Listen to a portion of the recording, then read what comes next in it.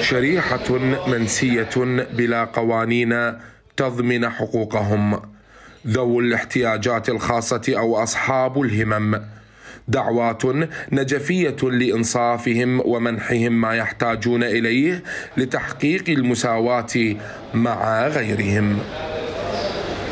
منظمات مجتمعية نظمت جلسة حوارية مع عدد من مسؤولي المحافظة على الصعيدين التنفيذي والرقابي، ناقشوا خلالها احتياجات ذوي الهمم ومطالبهم. أكثر من 200 إلى 250 طرف طبي ومسند يتم إعطاءه سنويا إلى ذوي الاحتياجات الخاصة.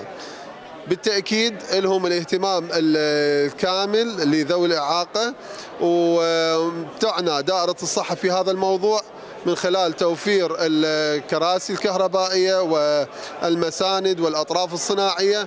نواب عن النجف ذكروا خلال الجلسة أنهم تقدموا بمقترح لرئاسة البرلمان لإضافة مادة تشمل أصحاب الهمم بصندوق لرعايتهم أسوة بأقرانهم في إقليم كردستان العراق. قدمنا مشروع، مو مشروع، إنما إضافة مادة صندوق دعم ذوي الاحتياجات الخاصة.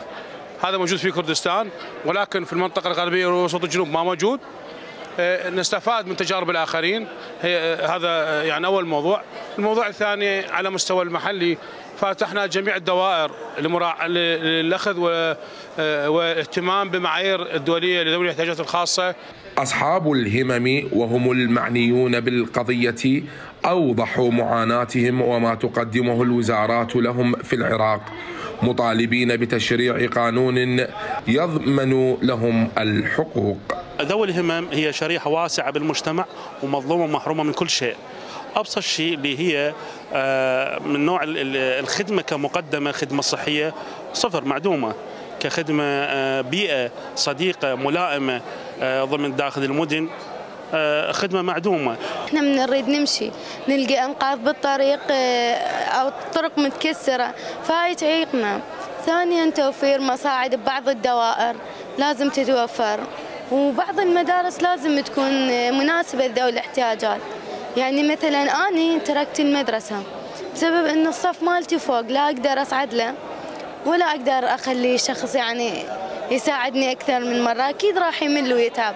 ولهذا السبب تفعيل برنامج تكيف ذوي الاحتياجات الخاصة لم يتجاوز وصفه مجرد إعلان لا أثر له على أرض الواقع طوال الأعوام الماضية، فيما تستمر مطالب أصحاب الهمم بتشريع قوانين وتنفيذ أخرى تضمن لهم الحقوق وفق المعايير الدولية المتبعة في أغلب بلدان العالم. من النجف، حسام الكعبي، UTV.